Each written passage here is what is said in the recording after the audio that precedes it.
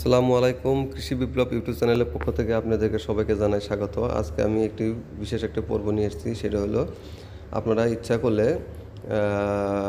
পদ্ম ফুল ছাদে রোপণ করতে পারেন বা বালতিতে রোপণ করতে পারেন। এর জন্য আপনাদের দরকার হবে সুস্থ সবল কিছু পদ্ম ফুলের বিচি।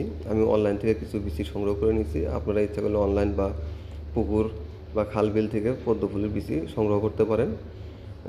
পদ্ম ফুল বিচি সংগ্রহ করার পরে আমি এই বীজগুলো দেখতেছি জার্মিনেশন হবে কি না। যদি বীজগুলো পানিতে ভেসে ওঠে তাহলে এগুলার নষ্ট, এগুলার ফুটবে না। আর যদি পানির নিচে থাকে তাহলে এগুলো ফুটে বেরোবে।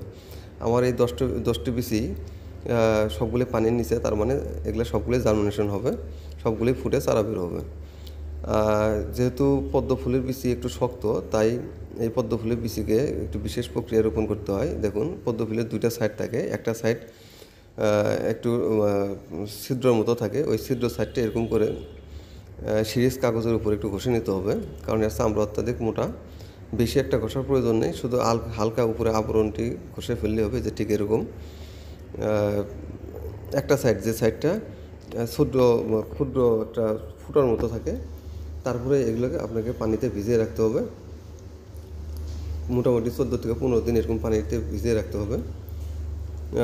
ছোটো একটি পাত্রে এরকম ভিজিয়ে রাখবেন, এবং ভিজিয়ে রাখার পরে এটাকে অবশ্যই একটু হালকা রোদে রাখতে হবে। দেখুন, 24 ঘন্টা পরে এই পদ্ম ফুলের বীজগুলোর কীরকম অবস্থা হয়েছে। এক দুই কোনোটা ফুটে বের হয়নি, তবে ফুটে বেরোবে মনে হচ্ছে।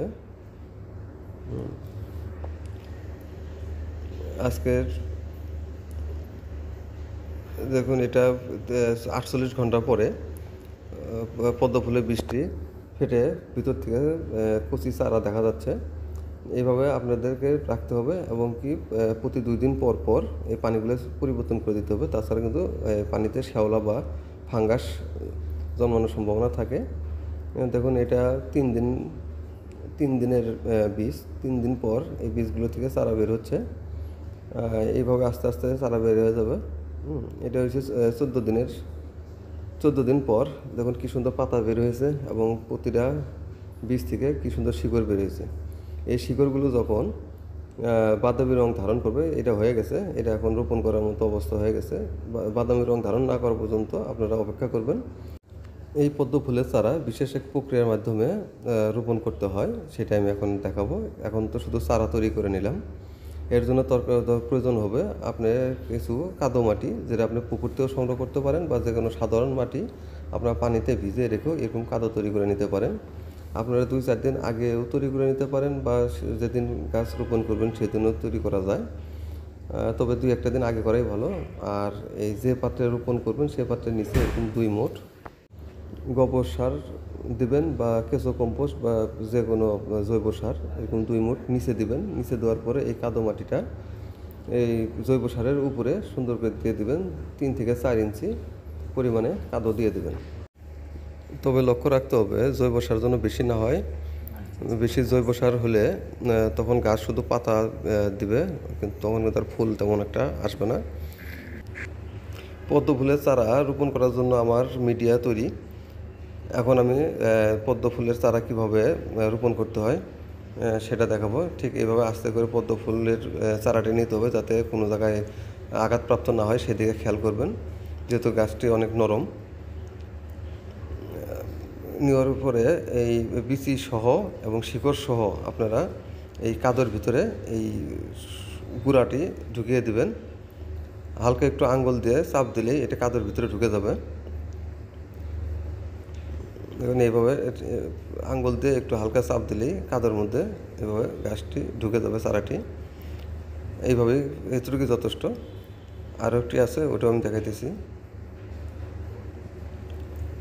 ঠিক এভাবে নিয়ে এই কাদোর মধ্যে দিয়ে দিলে হয়ে গেল। এখন সাবধানতার সহিত এই পাত্রটি পুরোটা পানি দিয়ে ভরে দিতে হবে।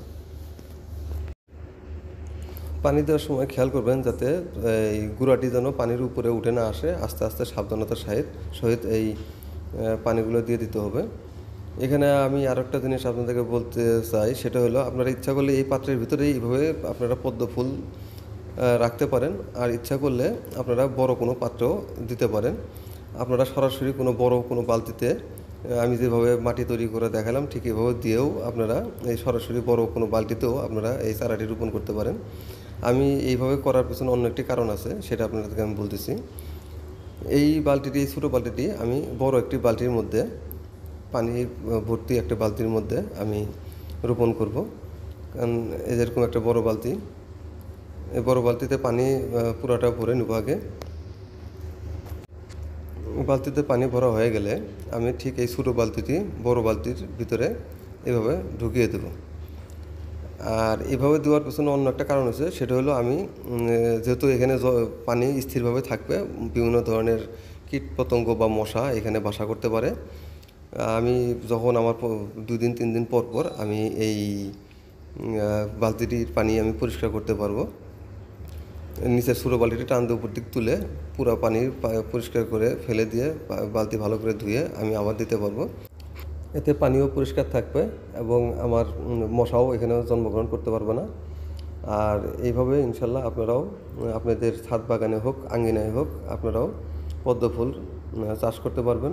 ধন্যবাদ সবাইকে ভিডিওটি দেখার জন্য।